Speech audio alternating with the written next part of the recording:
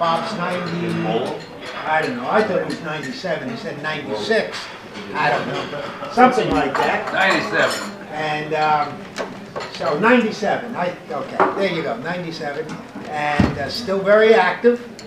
And if you watched any of, if you watched the DC activities around Veterans Day, Memorial Day, you may very well see Bob's face there because he's been invited down and he's been there on the BJ Day celebration. He was there sitting right behind Bob Dole. Bob Dole? Yeah, that's Dole. I'm not sure why he was sitting behind Bob Dole. I know, really. Should have been in front, you know, but anyway, you know, us guys from the Air Force, we're easy going. Thank you for that generous introduction. You left out one thing, and you probably remember what it is. You walked away with $200,000 in a duffel bag. That's another speech. And I keep asking him what happened to the $200,000. He'll never tell me. You didn't give him my combat call sign. Oh, I'm sorry. My combat call sign was Victor Abel, Uncle Charlie, How Easy Roger, coming to you on 710. Victor Abel, Uncle Charlie is the international phonetic spelling of my name, V-A-U-C-H-E-R. So when you assembled a bombing squadron that had come 1,500 miles over water and arrive at a point in the sky and then had to assemble around a leader and then go into the target, I would broadcast on 710 and they would home in on my broadcast and just hold the mic down. And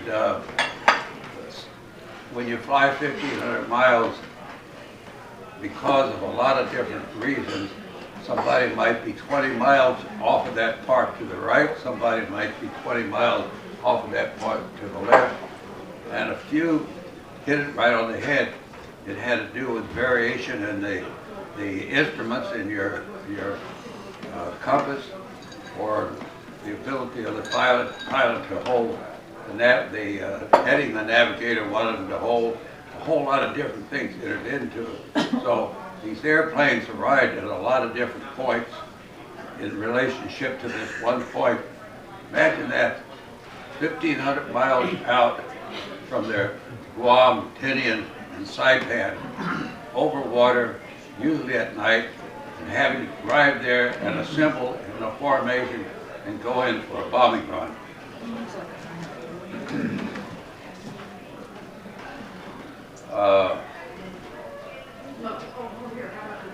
I don't know how many of you read Tom Brokaw's book,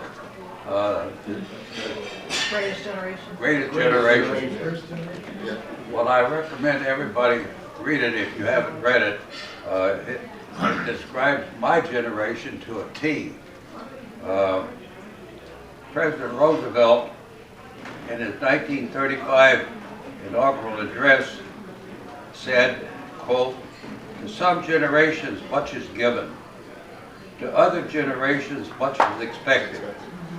This generation, my generation, which was high school, of Americans, has a rendezvous with destiny."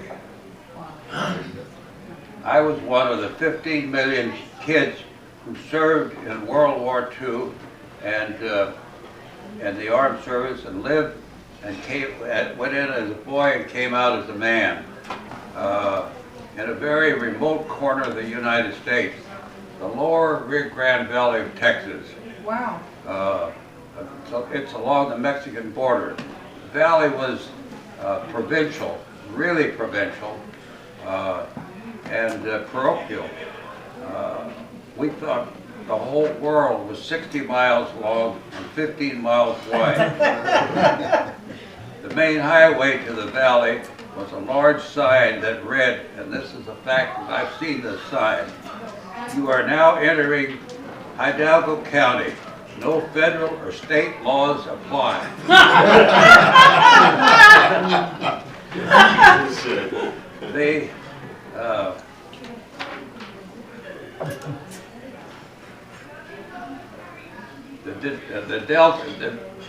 This valley was formed by a few thousand years of the Rio Grande River depositing dirt in the valley, and it was really, if you dropped a seed and put a little water on it, you better get out of the road. It was very fertile.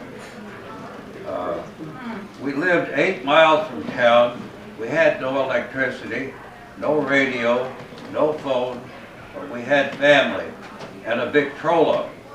We had horses, mules, cows, chickens, dogs, cats, and plenty of wild animals and rattlesnakes.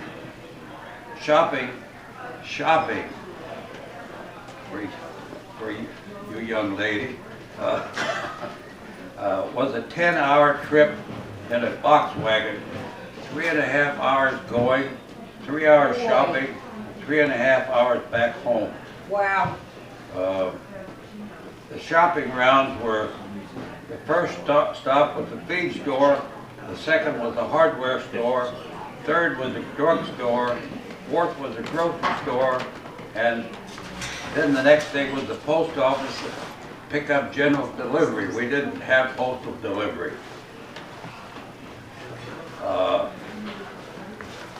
And then the last stop was the ice house to pick up a 100-pound block of ice.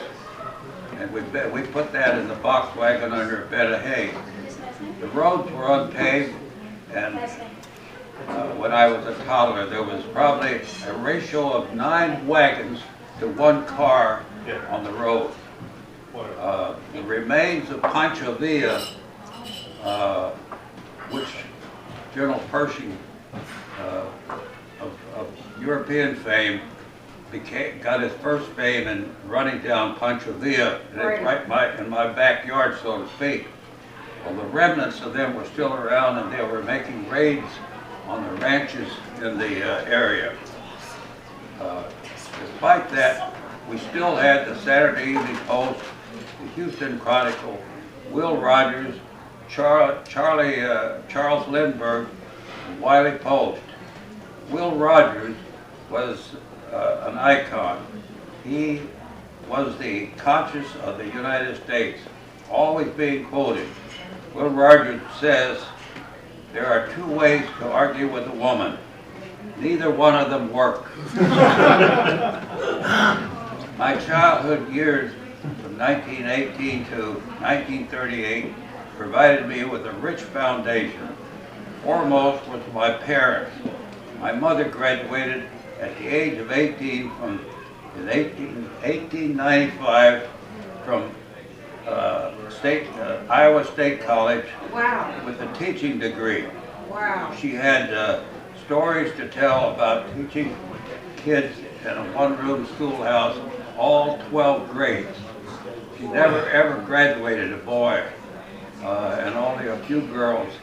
Usually the boys went to work on the farm when they got big enough to work, and so they never got to the 12th grade.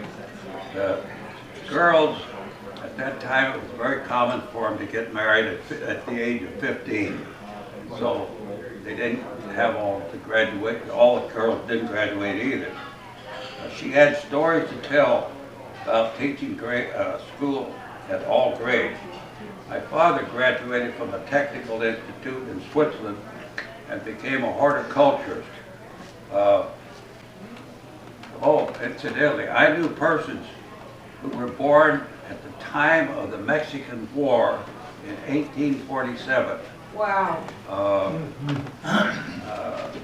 I knew people who I actually knew people who experienced the Civil War and the Indian War of 1880, and then when Geronimo had 1/2 of all the U.S. forces were tied down by Geronimo. We had an African American working on the ranch who told us kids, exciting stories about battles between the Yankees and the Confederates, and they watched these battles on on the site of the battlefield. Wow. And I could tell some interesting stories that he told about that. So what does all this mean to you guys? As a boy growing up in the valley, I could not have imagined in my wildest dreams that by the time I was 25 years old, I would fly combat in the North Atlantic, the Caribbean, the Near Pacific, Guatemala, Panama, Ecuador, Peru, Galapagos Islands, India, China, Mariana Islands, and ultimately Japan. And Wow. I'm still here. Wow. In 1940, the winds of war were in hurricane force, and the Air Corps was offering a limited number of openings, and I jumped in and graduated from Randolph Field, Texas in April of 1941, and then was transferred to Langley Field, Virginia. I was assigned to a B-17 bomber unit, which was at 1941 a very elite organization. They were like a fraternity. Langley Field was the seat of all the theory of strategic Air Force. There was General Old, General Arnold, General LeMay. LeMay was only a captain at that time, but he was a big force in the Air Force even at that point. I was transferred to Westover Field, Massachusetts, and started, you know, that's near Smith College, which is a girls' school, and I started going with a girl there, and and she was from Somerville, New Jersey. She graduated in June of 1941 and returned to Somerville.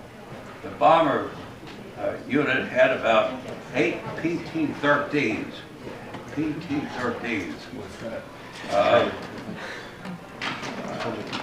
They were, for some of you, they were bi-wing airplanes,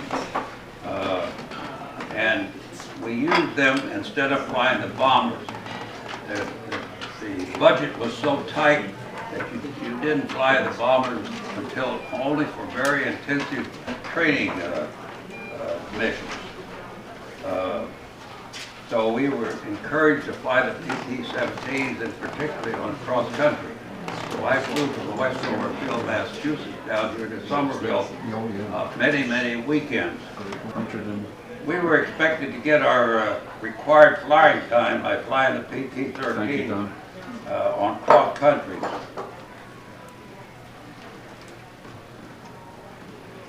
Anyway, my commanding officer said that I would have to get permission from the owner of a non-federal airport for permission to land there. So I introduced myself to Thor Solberg. As some of you know, he's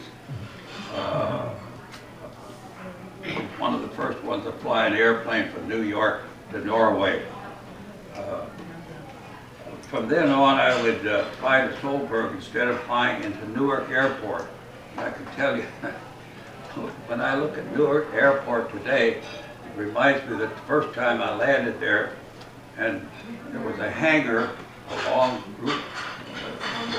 the turnpike, pulled up to this hangar, which looked like it was the main office, and parked my PT-17. Nobody came out to meet me. Put shocks under it.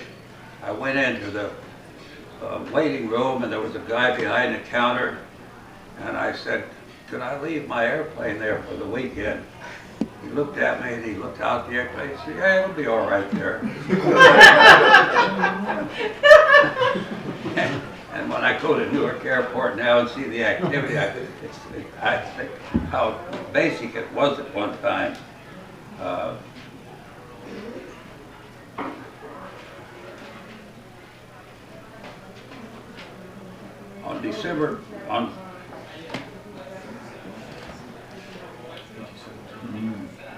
December 7th, when the Japanese attacked Pearl Harbor, I was still at Westover Field as a second lieutenant and a trainee, either riding as an observer or co-pilot in a B-17, as an observer or co-pilot.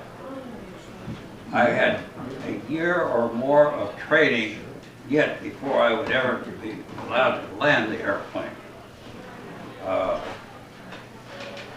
On December 8th, the day after Pearl Harbor, I was one of General Arnold's 1,100 full-fledged combat-ready pilots that could fly anything in the Air Corps, whether I had ever heard or seen it. On December 9th, 2 days after Pearl Harbor, I was co-pilot on a mission in a B-29 experimental bomber which neither of us had ever heard of or seen. 3 months later, I was assigned to take a flight of 3 British LB-30 4-engine bombers to Java.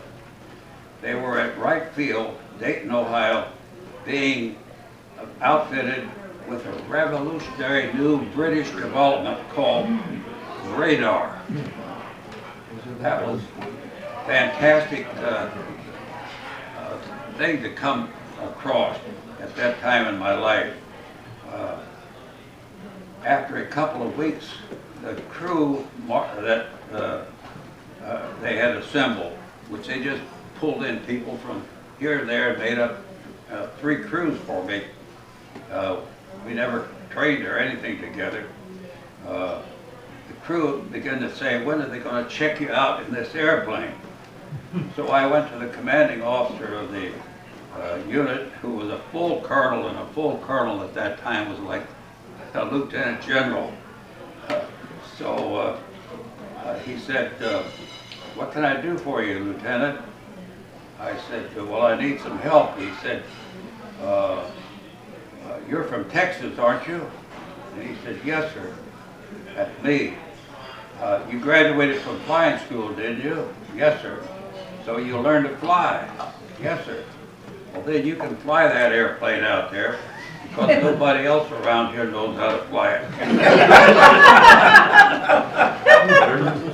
These were 4-engine bombers. LB-30s is a B-24 British. We were neutral all during the first part before Pearl Harbor. What do you think, and we couldn't sell Britain anything because of the neutrality law. We sold these airplanes, they were called LB-30s, to, I think it was Argentina. Then Argentina sold them to the British, and that's the way they got around the deal.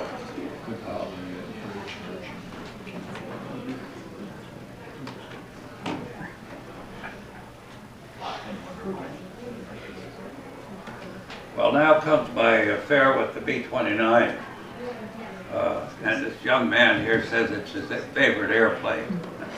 And it's my favorite airplane by a long shot. After flying search missions in the North Atlantic in B-18, in the Caribbean in B-24s, and in the near Pacific in B-17, I had accumulated 1,000 hours in 4-engine bombers.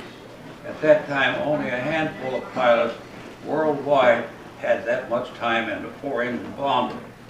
While I was stationed in Panama, suddenly I was sent back to the United States to a wartime command and staff school, which was pretty heavy stuff for a first lieutenant. What I didn't know was that General Arnold was beginning to put together the organization to run the B-29 program. Thus, he had ordered a worldwide return of experienced pilots. About 2 months after I ended up, about 2 months later, I ended up at Pratt, Kansas, in a large hangar, being briefed by a Boeing test pilot and inspecting the largest production plane in the world. The B-29 was a quantum leap over previous production bombers. It was big, 141 feet long, or 141 feet wingspan. It had a length uh, of a foot. It weighed 80,000 pounds. It would carry 40,000 pounds of payload. That's gasoline and bombs. We actually overloaded them to the extent of 58,000 pounds. It was powered by four revolutionary Wright engines, 3350s, with a combined horsepower of 8,800 horsepower. That was fantastic at the time. 8,800 horsepower. We were told that it flew.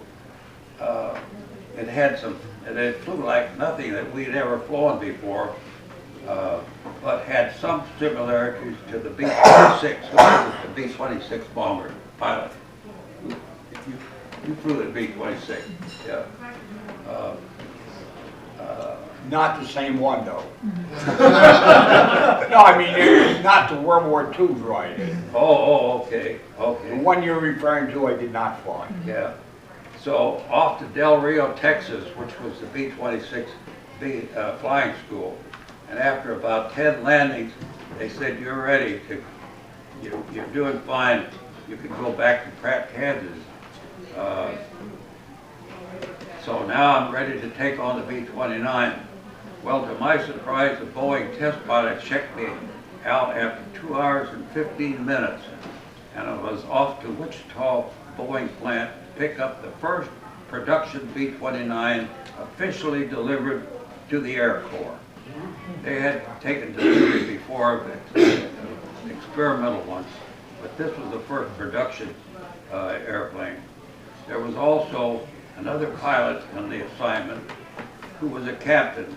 Well, I was designated first pilot as I had 15 minutes more time. I had 2 hours and 15 minutes and he had 2 hours. So he designated me the first pilot. I didn't particularly want to be the first pilot, but he was the captain. Well, after a ceremony with a few hundred Boeing workers gathered around and a bottle of champagne broken on the nose wheel, I took off for Pratt, Kansas, and an odyssey that lasted another 2.5 years, not only for me, but for the world. There is no way I can relate to you the drama of the B-29 saga, except in very general terms by a few episodes. There must be at least 25 books, and I just got another one for Christmas about B-29s. I didn't know anybody could write any more about it.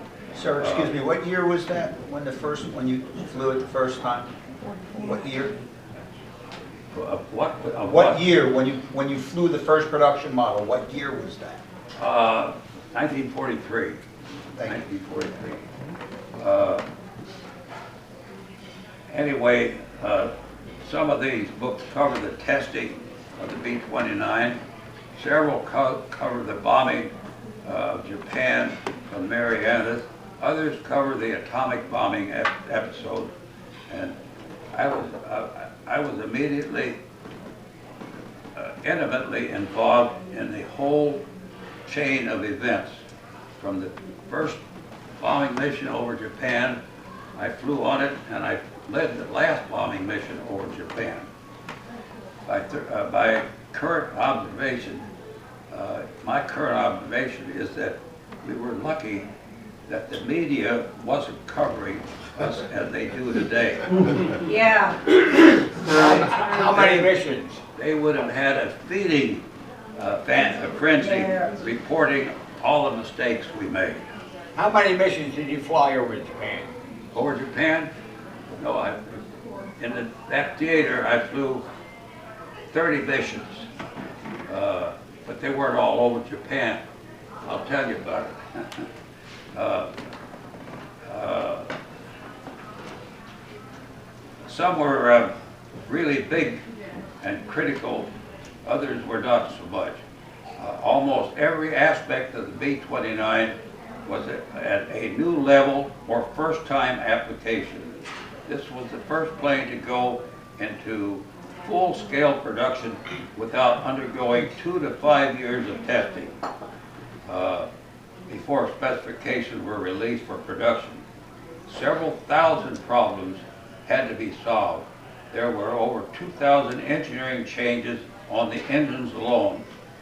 Wow. That was a fantastic engine. It was the first engine. Airplane engines were always quite heavy. And the common factor was that you had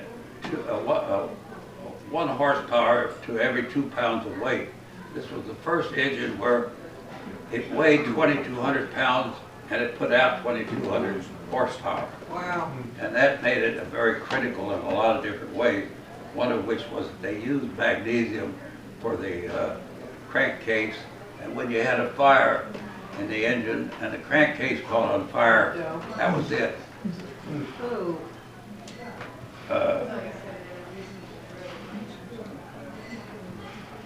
To illustrate, I'll read a little passage from one of the books, one of the 25 books called The Point of No Return by Will Morrison, who happened to have been my bombardier when I was leading missions.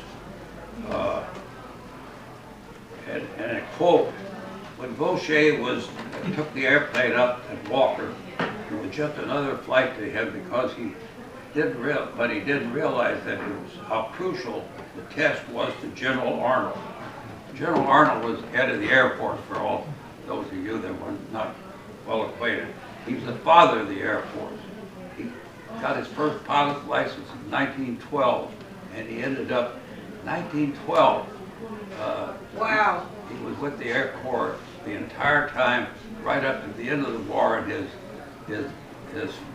hope and was that the Air Corps would become a separate service, and it turned into the Air Force in 1948. 47. September. And he died shortly after. But he got it to where he wanted it to be. Anyway, it's still quoting him that this was a test flight at 38,000 feet. I made a bomb run, I'm putting it first. At 38,000 feet, he made a bomb run, and the engines maintained their cylinder head temperature, and the new doors snapped open properly, and the bombardier made a good run. Later in operations, after we landed, he reported that they had made a successful flight. These were test flights that we'd go out on and you'd have a mission to do. And that was my mission that day, was to make a good bomb run over the Potawatomi bombing range. I remember the name of the bombing range in Kansas. Did you say 38,000 feet? 38,000 feet. Yep.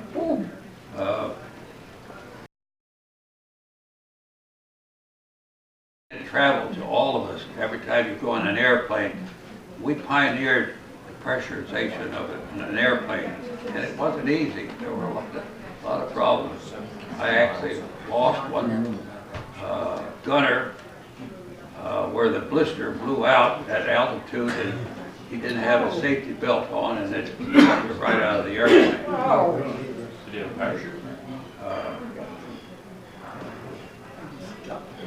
At 38, he made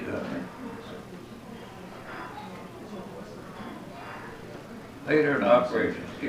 All right, later in operations, he reported that they had made a successful flight. Then, much to his surprise, he was told that General Arnold was on the phone and wanted to talk to him. Quote, I've just heard about your successful flight at 38,000 feet. Were you able to hold your airspeed on the run? Yes. The general's voice was well modulated and pleasant as Vaucher listened, assuring Arnold that he had been able to do so. Did the cabin pressurization hold? Yes, it did. There was no problems whatsoever. after thanking him and asking Vaucher to convey the congratulations to the crew, Arnold hung up, and only then did it sink in that he had actually talked to the head of the Army Air Force. And he was amazed that such a busy man would take that time. What you don't realize, what's hard to convey to you is that the B-29 was a very critical, it was run parallel with the atomic bomb development. And it actually cost more than the atomic bomb did. But it had the same kind of push behind it to get it in combat. And General Arnold's head was based on that because he had promised that we'd be bombing Japan by April of 1944, which it was May, we missed it a few days. But it wasn't without a lot of problems. At that time, 38,000 feet was outer space. Yeah. Only a few people had been to that height in 1943. Now, my experience in the Pacific Theater, I subsequently flew 26 hump crossings across the Himalayas. My missions out of India included targets in Sumatra, down below the equator, Malaysia out on the equator, Burma, Thailand, Indochina, Manchuria way above the equator, Korea, China, Formosa, Japan, and the Philippines. I only flew my mission to the Philippines. I photographed the harbor in Manila for MacArthur. Prior to their invasion, he wanted to know how much Navy they had at that point before the invasion took place. By the summer of 1945, the Allied forces had retaken most of the area that was earlier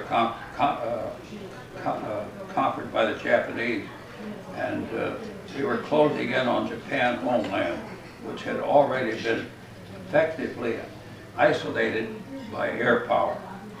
By August 1st, virtually all of the Japanese cities of economic significance suffered 25 to 90% of destruction.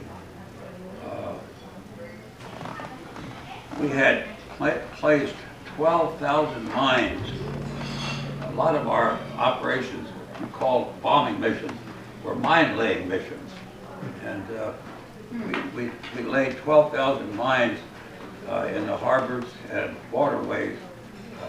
And shipping in Japan was at an absolute standstill. In essence, the strength of the B-29 attacks literally brought Japan to her knees.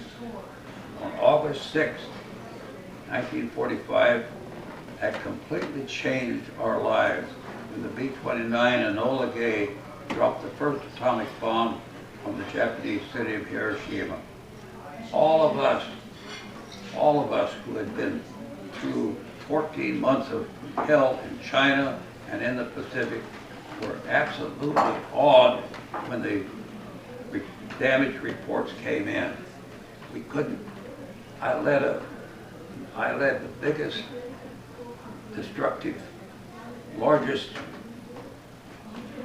congregation of airplanes on one target, 452 B-29s on the target of Yokohama. We dropped 2,700 tons of bombs and wiped out Yokohama. Here, one plane did approximately the same damage that we did with 452 planes. And you can imagine how your brain just had a hard time believing this could happen. Yeah. It was fantastic.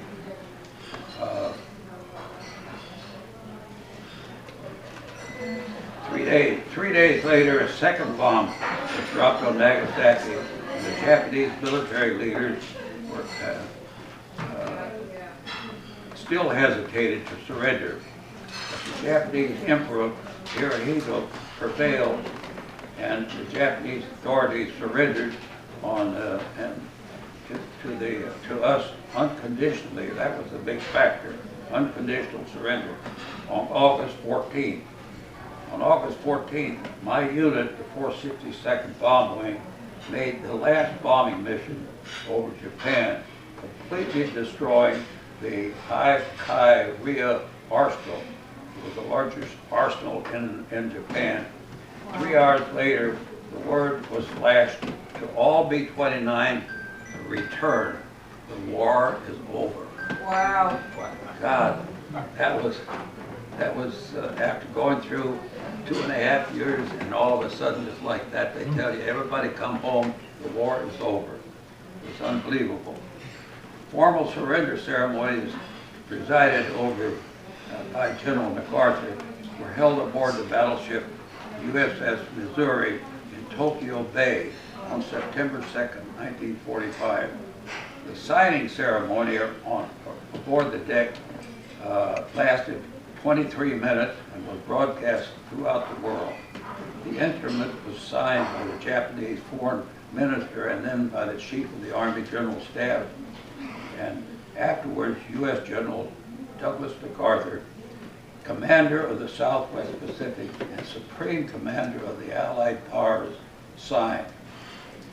I happened to be at the right place at the right time, and General Ramey gave me the honor of leading the show of force of 525 B-29s flying over the Missouri arriving at the exact time that MacArthur signed the treaty. Wow. At 9:17 a.m. General Ramey's last words to me were, "Vaucher, you better not miss that target time." And we did. And we did. We were right exactly on the head. And this photograph I have was taken exactly at 9:17, looking down at the Missouri. Wow. And that photograph hangs in the Nimitz Museum, incidentally. From December 8, 1941 to September 2nd, I flew a total of 87 combat patrol missions and 29 combat bombing missions, and bombing and photographic missions, which is only 3 or 4 photographic missions. But the photographic mission was as dangerous as any bombing mission. You went over the target and photographed it, either before to get before pictures, and then afterwards to see what the destruction was. My combat missions were from Panama, Guatemala, Ecuador, Peru, Galapagos Islands, India, China, Kenya, and the United States.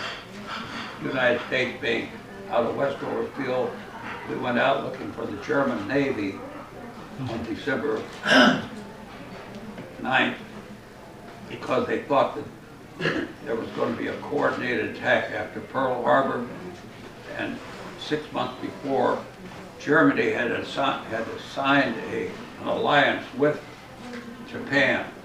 So after Pearl Harbor, there was reason to believe that possibly the Germans would attack us in some way, and a British submarine in the North Sea had discovered the largest German surface fleet ever assembled in the North Sea.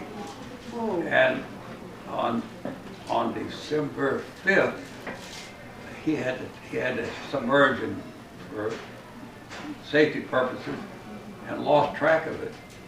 So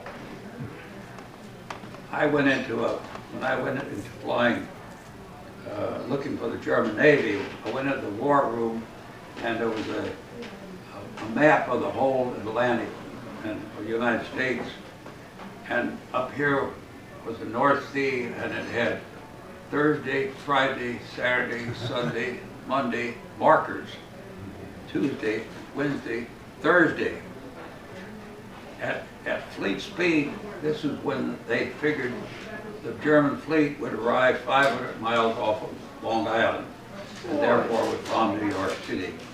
And we were sworn to secrecy. No matter what would happen to us, never tell anybody, because they didn't want the New York population to have any idea that it was might happen, because they figured, they were afraid that it would cause a panic. That's another speech. Well, anyway, The fog of war. I don't know, Eddie, do you know what the show of force, anybody know what the show of force fair is? MacArthur, as I think all of you know, was a very formal military guy, West Point graduate, and in times past, and this goes back 1,000 years, when a army defeated another army, they would disarm the defeated army, put them at parade rest, and they would suit up their own winning army, and they would march them by, and that was a show of force. The idea was to convince the surrendering party that they did the right thing. So MacArthur said, how am I going to have a show of force with a surrender on the deck of a ship in Tokyo Bay? And General LeMay said, I'll put 500 B-29s over this battleship when you sign it. And that's how the show of force came about, Awesome. and the reasons behind it. Anyway, it's fitting to make note at this point of the 400,000 who died in World War II, the 200,000 who died in World War I, the 58,000 who died in Vietnam, the 35,000 who died in the Korean War, and the 5,000 plus that have died in the Middle East, and countless others who have died serving our nation.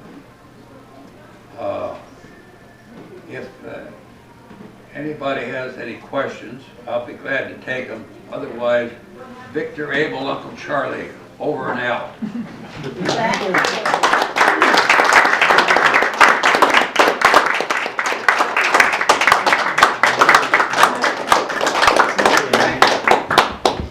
As always, a great job. I do have a question. I tell you, Two questions. You were on Tinian? yes, Okay. What was your bomb group and squadron and all that? 58th Bomb Wing, All right. 58th Bomb Wing, 34th Bomb Group. I was operations officer for the 34th Bomb Group. By this time, I'd gotten to be operations officer. Okay, thank you. Did you ever take the sleigh ride from the front of the plane to the back of the plane? In the tunnel? Did I ever do it? Yeah. Never. Never made it. I've often thought about that. When I see Fifi, people say, well, I went through the tunnel. I thought, by golly, I never went through that tunnel. We used to do it regularly. We'd rotate on long missions. Yeah. We'd rotate positions throughout the plane. And we'd go through the crawl space many times. No, it was a standard thing when we got bored, that we'd go through, rotate positions. Since you were on Tinian, did you meet Paul Tibbets and all that crowd? Did we what? Did you meet Paul Tibbets and the Enola Gay crew? No, I knew some of the people, but I didn't know Paul Tibbets until after Enola Gay. But I was operations officer, which directed all the bombing missions and had the briefings and the debriefings and the bomb loading and all that. And our unit, let's say, was right here, 3,000 people, and over about 3 blocks from here was another unit that came in, and they were a bunch of newcomers. They hadn't done anything. They hadn't flown any missions, and so you didn't have much to do with them. They were all a bunch of youngsters, except Paul Tibbets was an old timer. Paul Tibbets was a classmate of mine, actually. And we didn't know what the hell they were doing. And it finally came, the rumor got around that there was a new bomb that weighed 10,000 pounds. And it was yay round. And they were going to drop this new bomb. And they were practicing bombing on an island that didn't have anybody on it. And supposedly with this new bomb, we didn't know any better. And I don't think they knew any better, most of them. And it turned out that that new bomb was the atomic bomb, not a 10,000-pound bomb, but an atomic bomb.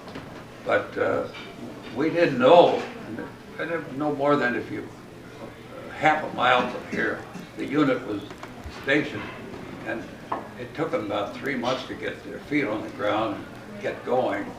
And LeMay was very upset over this whole thing. This was imposed upon him.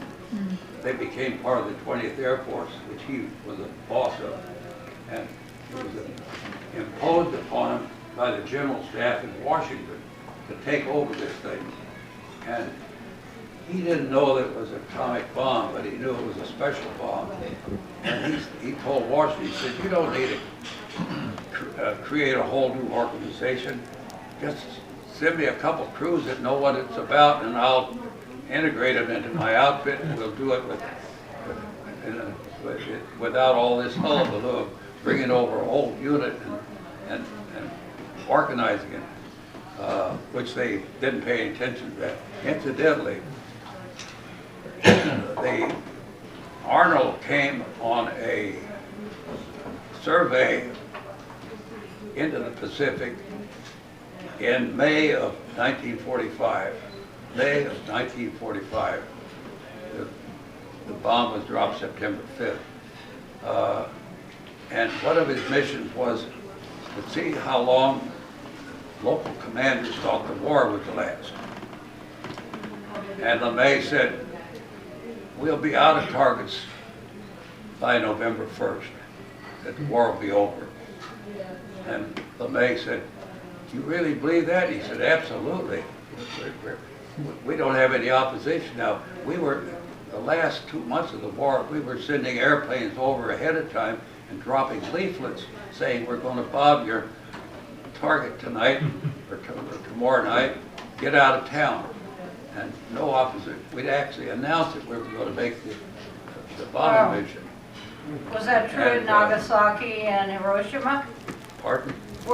Did they do the leaflets also ahead of that with Hiroshima and Nagasaki? No. No. We were curious for 2 or 3 months why we never bombed Hiroshima. It was always held aside. And people would say, well, Hiroshima is the headquarters of the 8th Army, which was a big part of the Japanese Army. Why don't we bomb that? But we never did, so we passed it up. We flew right by Hiroshima, but it was designated, it was held aside for this very purpose. Wow. But anyway, Arnold said, if you believe that, will you go to the General Staff in Washington and make that presentation? And he said, sure. So LeMay came to Washington and in May and explained to him that the war was going to be over in a few months. He didn't know about the atomic bomb. I knew LeMay from when he was a captain, and you know he became head of General Staff of the all the forces. So he volunteered. He came to Washington and gave them the General Staff a briefing, and came back and reported that they all yawned. They didn't take much stock in what he had to say, and so there were people. We were all predicting the war was about to end. We didn't know anything about the atomic bomb, but I guess the main thing I wanted to put across was the atomic unit was nearby. As a matter of fact, my co-pilot back in the beginning of the war was now a command pilot in that unit, and his name was Etherly. I remember his name. And he was quite a guy as a co-pilot. We'd fly to a city, and before we hit the ground, he had some girls lined up.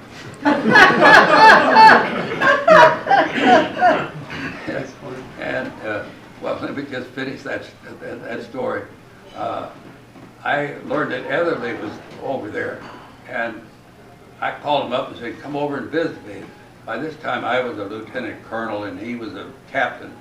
And so he came over, and I said, "What the hell are you guys doing?" He said, "Oh, we got a big bomb we're going to drop, probably 10,000 pounds." I don't know whether he didn't know or whether that was the story he was giving me. But the aftermath of that is rather interesting. Etherly flew the weather plane that flew over Hiroshima and sent the word back, "It's opened, continue the flight." They'd already taken off the atomic bomb plane. And he sent the word that Hiroshima was open. After the war, he had a hard time making things happen, and he became an alcoholic, and he ended up robbing a post office, and he ended up in jail, and he blamed it. He claimed that he felt so guilty about this whole Yeah, thing. they suffered. But those who knew Etherly knew that it wasn't because of that. Anyway, any more questions? Yeah, on the engines, the 3350s, at that time, how often did you have to change it? Because I understood they only had like 50 or 100 hours of engine time, and then they would have troubles and had to keep changing the plane engine. Well, we started out about every 6 hours we had to change the engines. Oh, Barely get off the ground. Jesus, because of the weight? No, they were having The trouble. engines had all kinds of engineering problems. The engines would overheat. And when an engine overheats, it isn't good for it. Yeah, because they didn't have enough engine time to fly to Japan and back.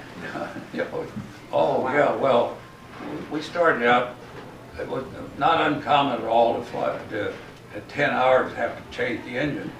And then it became 20, and then it became 50, and it got up to where we got 200 hours on some of the engines. But that was a completely modified engine compared to what it was in the beginning. Weren't they warping and blowing oil or something like that from the heat? I Wasn't remember like- reading something about the engines were warping, they were blowing oil all the time from the pan gaskets and stuff. Well, they did throw oil, but I don't know that was other than running out of oil, but I had an engine catch on fire, and I'm lucky, very, very lucky I'm here. The problem with an engine catching on fire was it had all this magnesium in it, and once that magnesium got going, the wing would come off within 3 minutes. You had 3 minutes to get out of the airplane. Wow. And Whoa. we'd been on a very unusual mission to Sumatra. I dropped 2 mines in the Mosai River to block the ship tanker entrance to the largest high-test refinery in the world. The Dutch had developed quite an oil industry in the Indies, and this refinery was the main source of high-octane gas for the airplane engine. And we dropped 2 mines in the Mosai River and was halfway back across the Indian Ocean, where that airplane that just disappeared may have ended up. Yeah. And we're flying back half asleep because we accomplished our mission. We're over the ocean and there's no enemy around. And there was a big boom and it shook the whole airplane. And it was number 3 engine caught on fire and exploded. At that time, the modus operandi was for the flight engineer who was a flight engineer on 29? Somebody here? My father. Your father, yeah. The flight engineer's instructions was to pull, there were 4 fire extinguishers on each engine, was to pull 2 fire extinguishers, and if that didn't put out the fire, then pull the other 2.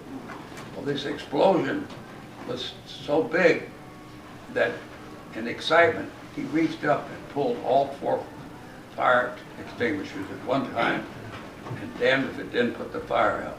Wow. And we flew Awesome. halfway across the Indian Ocean to Ceylon, India, and just as we were coming in for a landing, I started running out of the gas on the final approach. Because when you're on 3 engines, you use gas at a higher rate than because you have to increase the power on the other 3 engines. But anyway, that accident of him pulling all 4 fire extinguishers at once became standard procedure.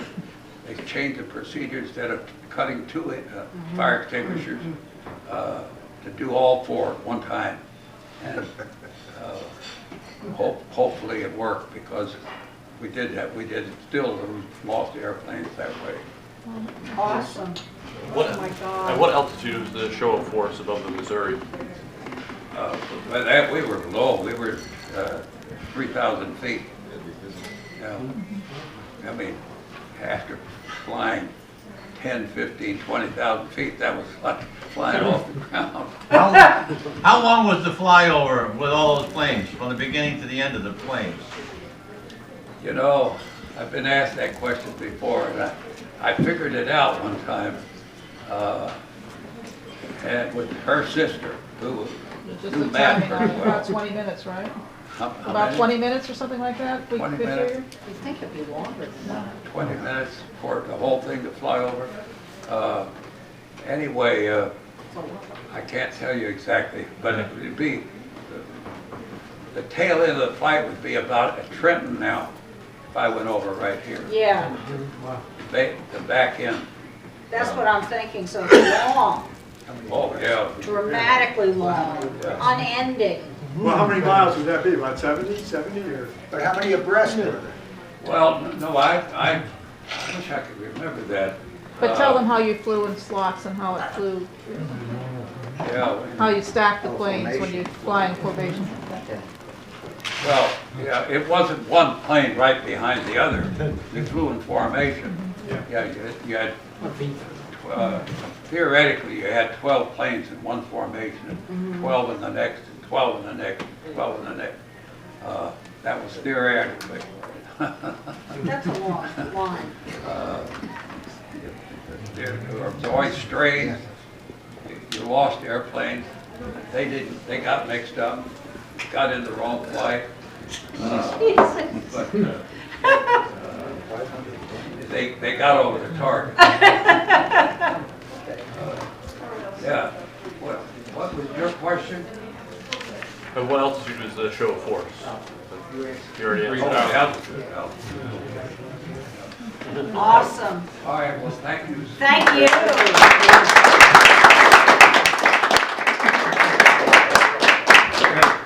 Handouts here if you want them. Yeah, I want Is that you? Yeah, that's, when in 1941, all pilots were issued a navigation bag. This bag has been on 117 missions, and it kind of looks like a little bit worn, but I had an airplane of my own until I was 82, so it's flown all around the United States as well. Awesome. But this has been around the world in over 117 combat missions. Got your name on the And other it side. looks like it. Yep, Photo. kind of like you. Go ahead, take a look. That's no. And it looks like me.